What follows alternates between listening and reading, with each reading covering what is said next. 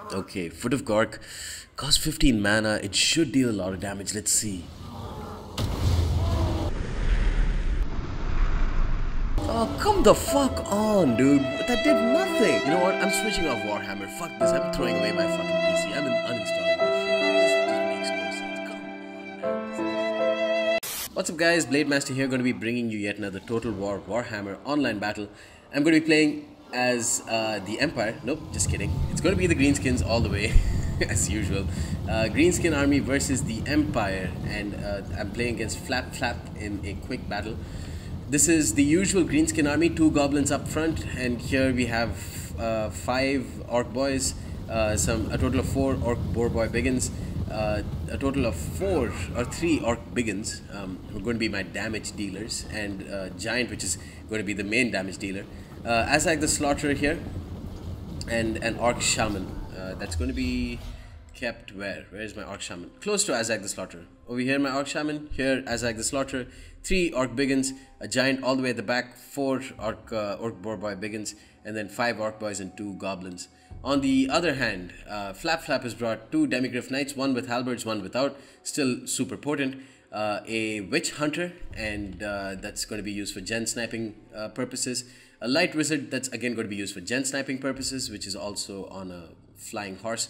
And Karl Franz, it looks like, 2 handgunners, a total of 3 great swords, 1 spearman, and 2 halberdiers on the far side. I like the fact that he brought halberdiers on the far side, because they are units that will hold down enemies for a long time.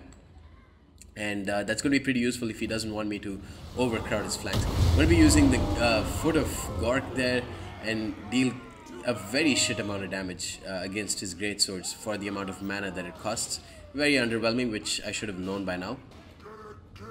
The Goblin's going to take some fire from the enemy handgunners, while the demigryph knights are just chilling over here. They have absolutely no need for any units to help support them, because they are, of course, incredibly powerful. The goblins here are going to take the first charge from the greatswords. The greatswords actually have a very poor charge bonus. I thought they'd have a bigger charge bonus, while I try and magic missile the shit out of his Karl Franz. The goblins promptly get slaughtered by the greatswords, and that is to be expected. Now, what I'm going to be doing is using my orc shaman to drop Wah and use Azag the Slaughterer to drop Wah, and that should increase the yeah, look at that. It fucking goes in like 2 seconds. Wah goes in like 2 seconds, dude. What the fuck is that? Why even use that ability? Now I'm going to... Oh, he's dropping Accusation with his Witch Hunter, which is, of course, to be expected. I'm using Spirit Leech on Karl Franz in the meanwhile. Orc boys here are going to die to the halberdiers, which is pretty strange. While I try and move through the gap with my orc boar boy biggins, he's going to start moving in with his demigryph knights on the far side.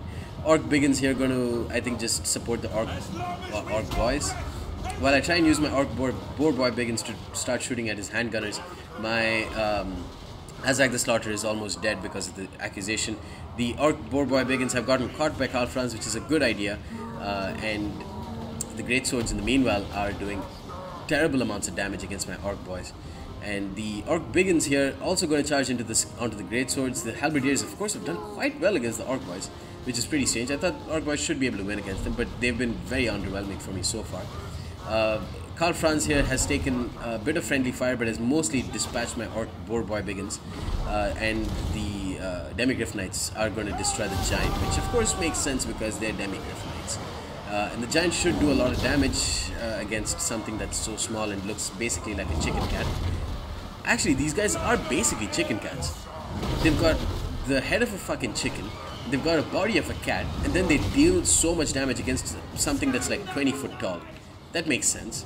The Pegasus, whatever the fuck it's called, is taking quite a bit of damage now. Combined Spirit Leech and Gaze of Mork from the Orc Shaman and Azag the Slaughterer means that it's going to be taking a lot of damage over time. Orc Boys, second unit of Orc Boys died to the Great Swords, and this Orc Biggins has lost to this Great Swords, which makes sense, of course. I mean, the Great Swords are expensive, they're 950, but don't get me wrong, I feel they're quite overpowered too. But maybe that's just me being salty because I lost this match, spoiler alert.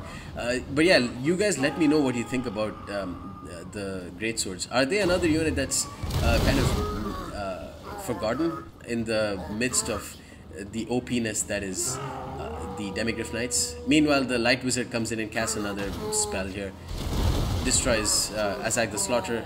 Orc Shaman is left untouched, but now at this point there's not much I can do.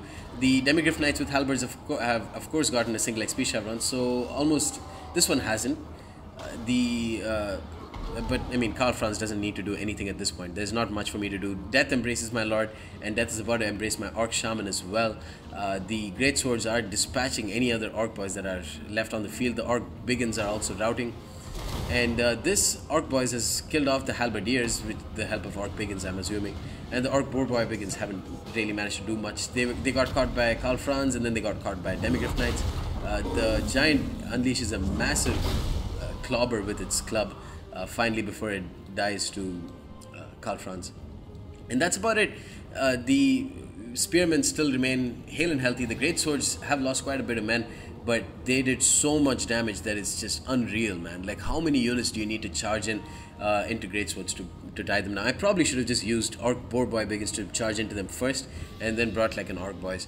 But yeah, I definitely underestimated their power, and I overestimated the time that Walk would last. It lasted for like 2 seconds. What's the point of that anyways? But yeah, the Light Wizard now should be able to use some cool magic spells maybe.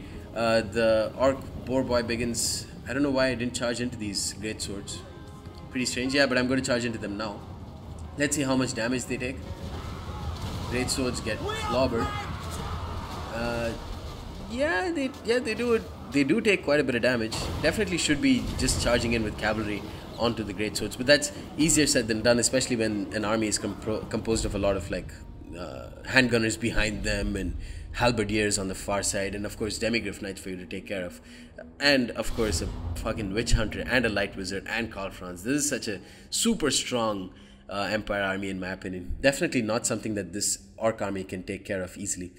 Anyways guys, hope you enjoyed this battle and stay tuned for more. Peace.